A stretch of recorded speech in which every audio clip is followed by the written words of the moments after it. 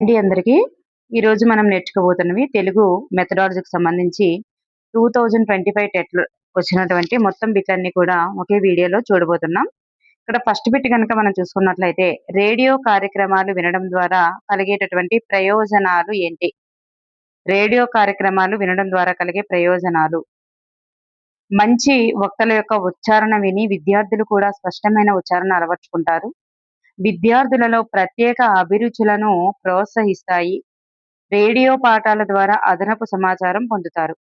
So, ఇక్కడ మనకి the right answer is ఇక్కడ పైవన్నీ కూడా చెందుతాయి కాబట్టి ఆప్షన్ 4 అనేటటువంటిది మనకి రైట్ ఆన్సర్ అవ్వబోతుంది. నెక్స్ట్ వన్, గైహికం తరగతి గది పనులకు. గైహికం అంటే ఇంటి పని కదా! మరి ఇంటి పని అనేటటువంటిది తరగతి గది పనులకు ఎట్లా ఇవ్వాలి? తరగతి గది పనులకు సంబంధించి ఎట్లా ఇవ్వాలి? కొనసాగింపుగా ఉండాలి. తరగతి గది పనులకు కొనసాగింపుగా ఉండాలి. నెక్స్ట్ వన్, ఒక విద్యార్థిని తమ గ్రామంలో జరిగేటటువంటి సంత గురించి విపులంగా వివరిస్తూ వ్యాసం రాసిందంట. సో, ఇది ఎటువంటి వ్యాసం అవుతుంది?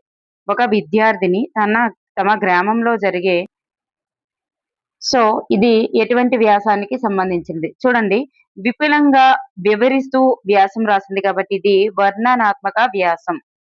వర్ణనాత్మక వ్యాసం. నెక్స్ట్ వన్, నైపుణ్యాలను నేర్పడంలో ఈ వరుస క్రమాన్ని ఉపాధ్యాయులు తప్పకుండా పాటించాలి.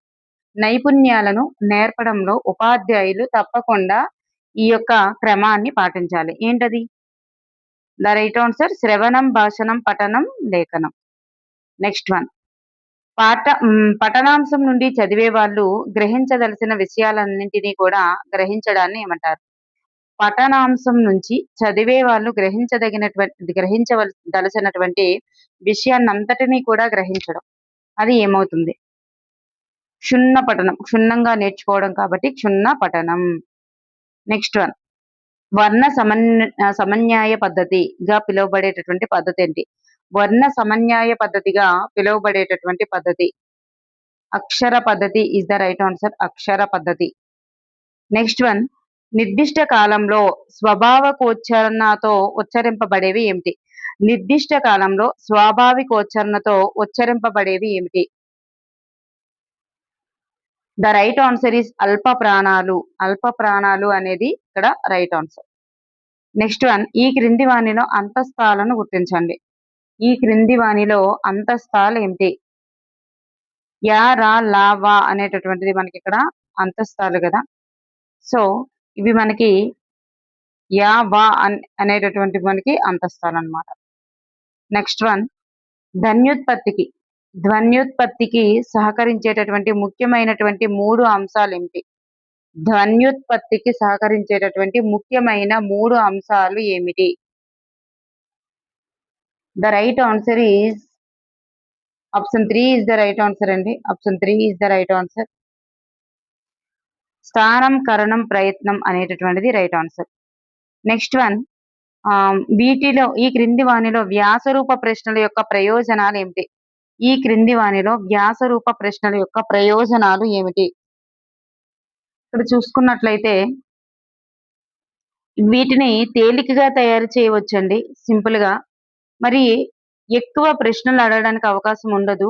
దిద్దడానికి కూడా ఎక్కువ సమయం పడుతుంది. సో, ఇది ప్రయోజనం అవ్వదు. సృజనాత్మక రచనా శక్తులు తెలుసుకోవచ్చు. అంటే వాళ్ళు ఏదైనా కొత్త కొత్తవి రాస్తుంటారు కాబట్టి వారిలో సృజనాత్మక రచనా శక్తులని తెలుసుకోవచ్చు. సో, ఆప్షన్ ఈ రైట్ ఆన్సర్ కాబట్టి option 4 is the right answer. Next one, బోధనోపకరణాలు తయారు చేయుటకు ఉపాధ్యాయులకు శిక్షణను ఇచ్చేటటువంటి శిక్షణా కేంద్రం ఎక్కడ ఉంది? బోధనోపకరణాలు తయారు చేయుటకు ఉపాధ్యాయులకు శిక్షణను ఇచ్చేటటువంటి శిక్షణా కేంద్రం ఎక్కడ కలదు అంటే the right answer is CCRT Delhi అన్నమాట. CCRT ఢిల్లీ. నెక్స్ట్ వన్, పాఠశాల పత్రిక యొక్క ప్రయోజనాలు ఏమిటి? పాఠశాల పత్రిక యొక్క ప్రయోజనాలు ఏమిటి? ఇక్కడ చూసుకున్నట్లయితే లేఖన నైపుణ్యం అనేటటువంటిది అభివృద్ధి చెందుతుందండి. అదే విధంగా పిల్లల్లో అంతర్గత శక్తులు కూడా వెలికి తీయబడతాయి. ఈ రెండు కూడా right answer. So, option 2 is the right answer. Next one, కనీస అభ్యసన ప్రమాణాలను నిర్ధారించుటకు ఏర్పాటైనటువంటి కమిటీకి అధ్యక్షులు ఎవరు? RH Dave is the right answer. RH Dave. Next one, కొన్ని పుస్తకాలను రుచి చూడాలి, కొన్నింటిని మృంగివేయాలి, మరికొన్నింటిని నమిలి జీర్ణం చేసుకోవాలి అని అనిన వారు ఎవరు? The right answer is bacon. Bacon is the right answer, bacon. Next one, క్రింది వాటిలో క్రింది వాటిలో గ్రాంధిక భాష యొక్క లక్షణం ఏమిటి? గ్రాంధిక భాష యొక్క లక్షణం. ఇప్పుడు ప్రాచీన వ్యాకరణ లక్షణాలకు తగినట్లుగా ఉంటుందన్నమాట ఇది. గ్రాంధిక భాష అనేది అప్పట్లో ఉపయోగించేవారు కాబట్టి ప్రాచీన వ్యాకరణ లక్షణాలకు తగినట్లుగా ఉంటుందన్నమాట. నెక్స్ట్ వన్, నైపుణ్యాలను నేర్పడంలో ఈ వరుస క్రమాన్ని ఉపాధ్యాయులు తప్పక పాటించాలి. నైపుణ్యాలను నేర్పడంలో ఈ బిట్ మనకి రిపీట్ అయింది. శ్రవణం, భాషణం, పఠనం, లేఖనం. నెక్స్ట్ వన్, పఠనాంశం నుంచి చదివే వాళ్ళు గ్రహించదలసినటువంటి విషయాన్నంతటినీ కూడా గ్రహించడాన్ని ఏమంటామంటే క్షుణ్ణ పఠనం. నెక్స్ట్ వన్, వర్ణ సమన్యాయ పద్ధతిగా పిలువబడేటటువంటి పద్ధతి ఏమిటి? వర్ణ సమన్యాయ పద్ధతిగా పిలువబడే పద్ధతి అక్షర పద్ధతి.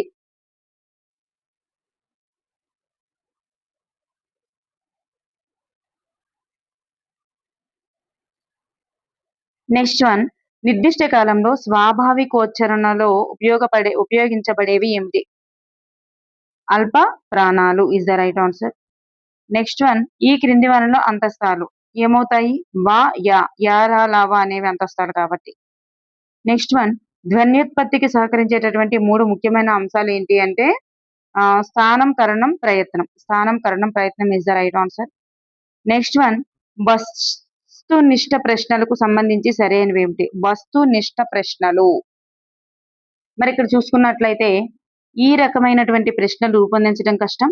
అలాగే వీటికి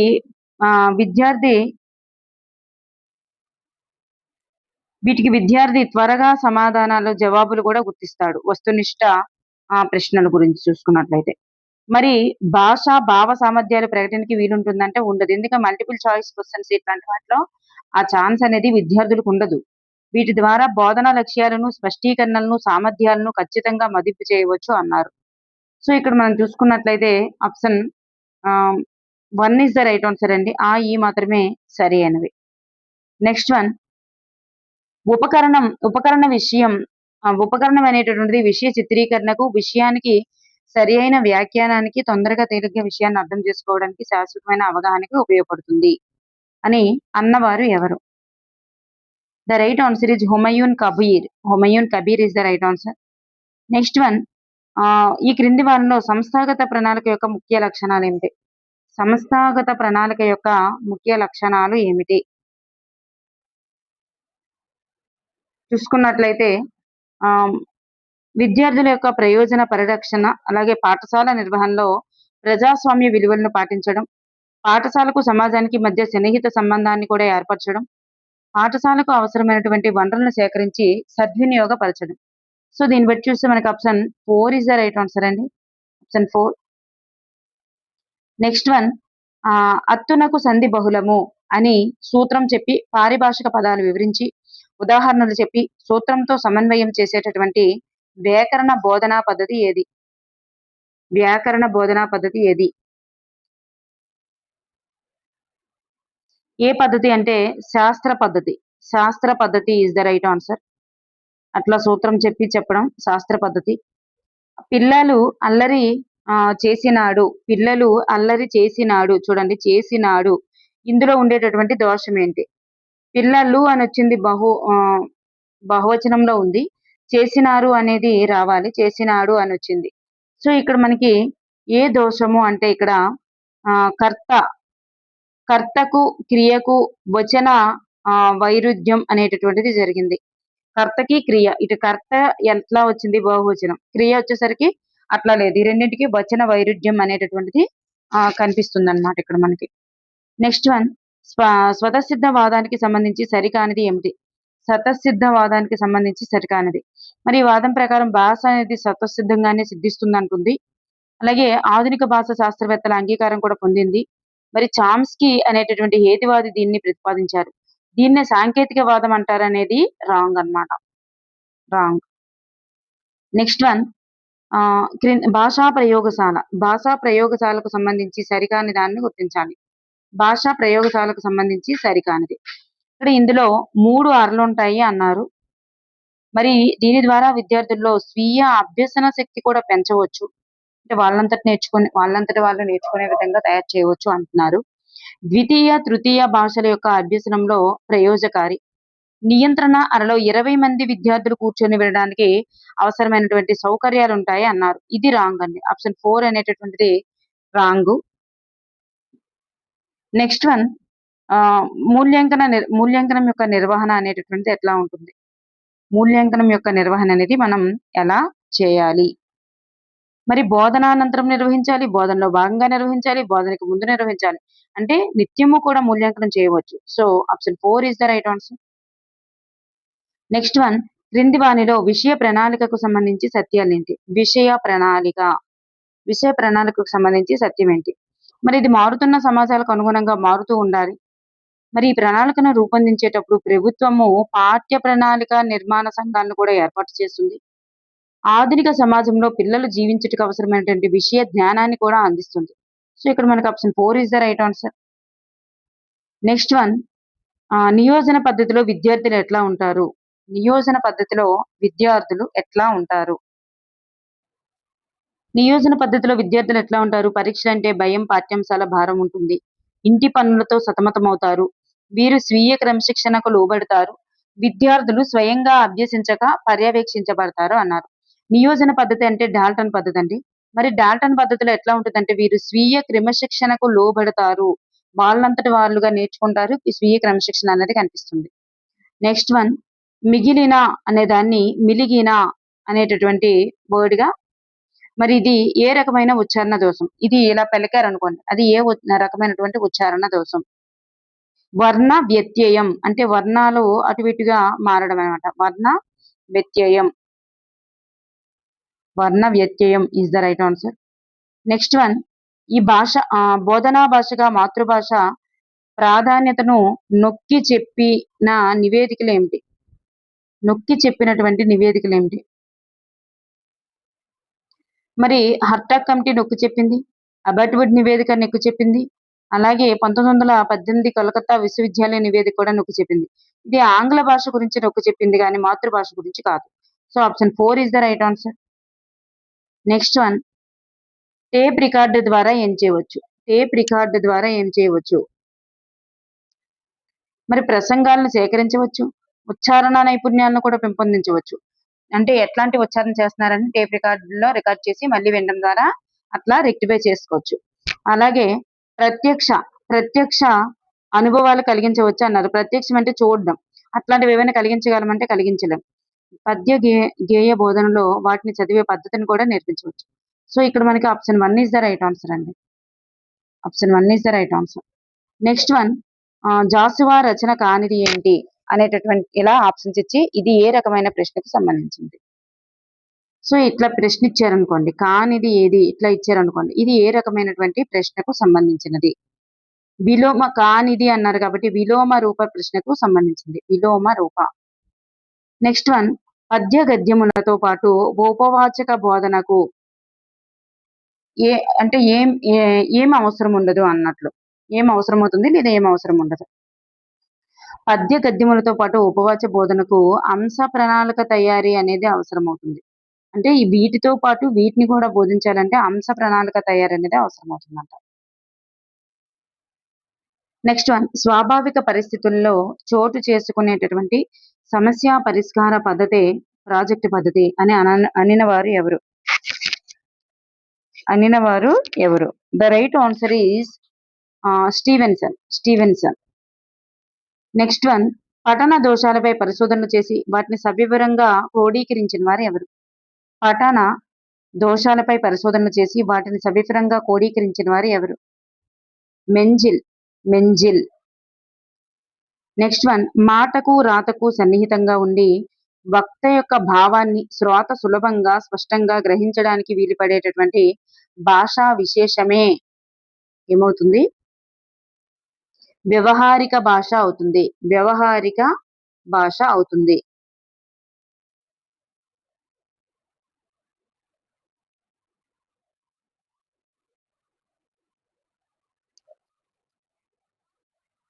నెక్స్ట్ వన్,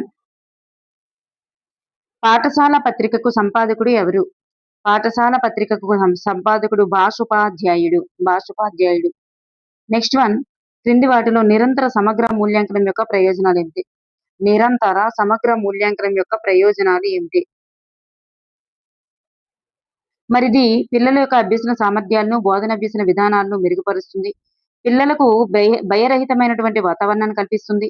పిల్లలు ఎక్కడ నేర్చుకోలేకపోతున్నారో తెలుసుకొని తగు చర్యలకు సన్నద్ధులను చేస్తుంది.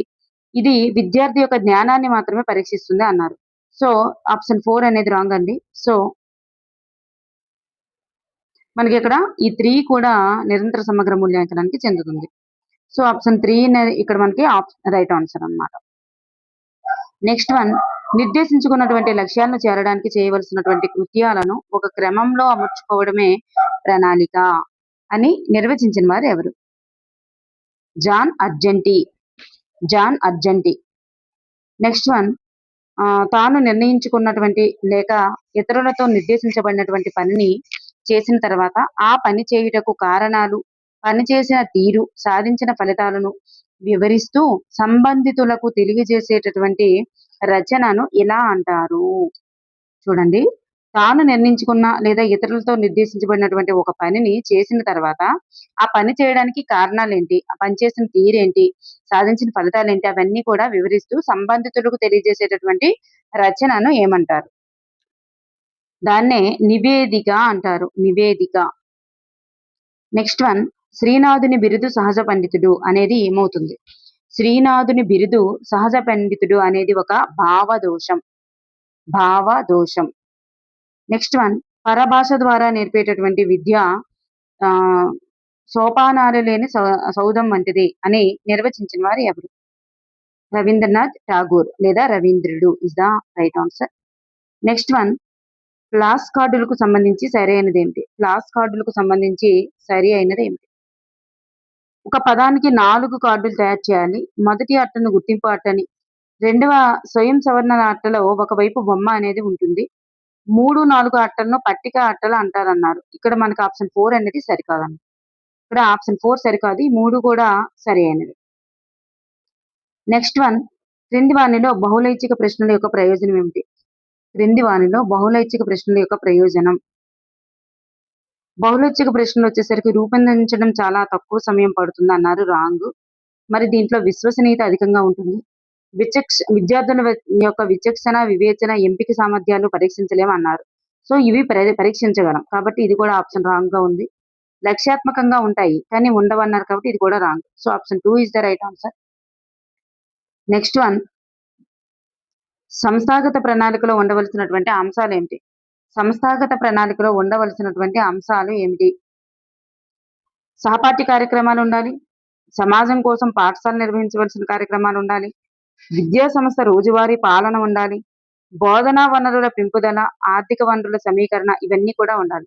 సో ఇక్కడ చూస్తే మనకి ఇక్కడ option 4 is the right answer అండి. ప్రతి ఒక్కటి ఉండాలి. రోజువారీ పాలన కానీ, సమాజం కోసం పాఠశాల నిర్వహించే కార్యక్రమాలు కానీ, సహపాఠ్య కార్యక్రమాలు కానీ, వనరుల పెంపుదల, ఆర్థిక వనరుల సమీకరణ, ఇవన్నీ అన్ని అంశాలు కూడా ఉండాలి అందులో.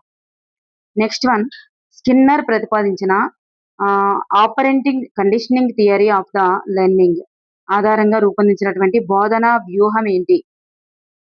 కార్యక్రమయుత బోధన is the right answer. Next one, ఇక్కడ ఇచ్చారు కదా మ్యాచ్ ద ఫాలోయింగ్, ఒకసారి చూద్దాం. ఇందులో మనకి విమానానికి విమానం అన్నారు. సో ఇక్కడ చూస్తే మనకి ఒక హల్లుకు బదులు అచ్చు అనేది వచ్చింది. హల్లుకు బదులు అచ్చు వచ్చింది అంతే కదా. విమానం అన్నారు కాబట్టి హల్లుకు బదులు అచ్చు. సో ఇక్కడ బా అవుతుంది. నెక్స్ట్ వన్, హరిశ్చంద్రుడు ఇక్కడ చూడండి, ఇక్కడ మనకి ఏం జరిగింది అంటే సంయుక్త అక్షరానికి బదులు ద్విత్వాక్షరం వచ్చింది. ద్విత్వాక్షరం వచ్చింది. నిర్దేశం అన్నారు. ఇక్కడ మనకు చూస్తే అల్ప ప్రాణాలకి బదులు మహాప్రాణాలు అనేవి వచ్చాయి. మరి జ్ఞానం అన్నారు. ఇందులో మనకి అనునాసిక ఉచ్చారణ దోషం అనేటటువంటిది వచ్చింది. దీన్ని బట్టి చూస్తే option 2 is the right answer అండి. నెక్స్ట్ వన్, శిశువు తన జాగ్రత్తావస్థలో ఏ భాషలో ఆలోచిస్తాడో, నిద్రావస్థలో ఏ భాషలో కలగంటాడో అదే అతని యొక్క మాతృభాషగా భావించడం సమంజసం అని నిర్వచించినది ఎవరు? The right answer ballad. Ballad is the right answer.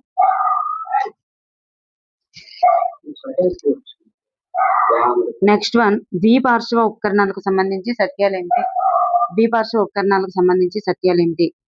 ఇక్కడ చూస్తే ఇవి పొడవు వెడల్పును మాత్రమే కలిగి ఉంటాయి. మాతృకులన్నీ ద్విపార్శ్వ ఉపకరణాలు అన్నారు. మాతృకులు 3D కదా, ద్విపార్శ్వం అవ్వదు, త్రిపార్శ్వం అవుతుంది, కాబట్టి ఇది రాంగ్. రేఖా చిత్రాలు, కథా చిత్రాలు ద్విపార్శ్వ ఉపకరణాలు అన్నారు. మరి ఇక్కడ రైట్ ఆన్సర్. మరి పొడవు వెడల్పులు మాత్రమే కలిగి ఉంటాయి, ఎత్తు అనేది వాటికి ఉండదు. కీలు బొమ్మలు, తోలు బొమ్మలు అనేవి ఎత్తు కలిగి ఉంటాయి, పొడవు వెడల్పులు కలిగి ఉంటాయి, 3 కలిగి ఉంటాయి, కాబట్టి త్రిపార్శ్వ అవుతుంది, ద్విపార్శ్వ అయితే కాదు.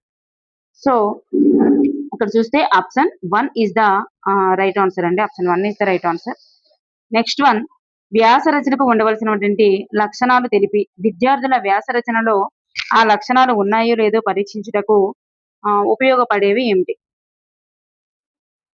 చూడండి, లక్షణాలు ఉన్నాయో లేదో తెలిపేది శోధనా సూచికలు. నెక్స్ట్ వన్, వార్షిక ప్రణాళిక రచనలో తీసుకోవాల్సిన జాగ్రత్తలకు సంబంధించి సత్యాలు ఏమిటి? వార్షిక ప్రణాళిక రచనలో తీసుకోవాల్సిన జాగ్రత్తలకు సంబంధించి సత్యాలు.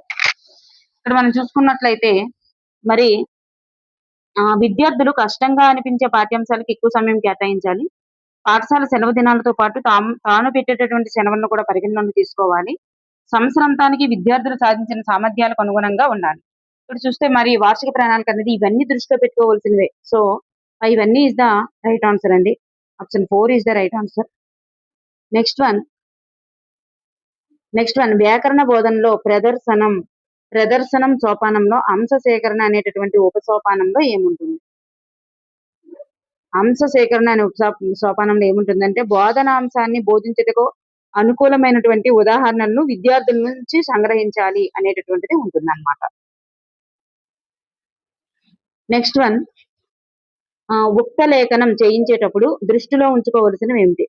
ఉక్త లేఖనం చేయించేటప్పుడు దృష్టిలో ఉంచుకోవాల్సినవి ఏంటి దృష్టిలో ఉంచుకోవాలంటే, మొదట విద్యార్థులు బాగా తెలిసిన పదాలని చెప్పాలి. తర్వాత ఉక్త లేఖన పదాలను 3 సార్లు చెప్పాలి, 3 పర్యాయాలు చెప్పాలి.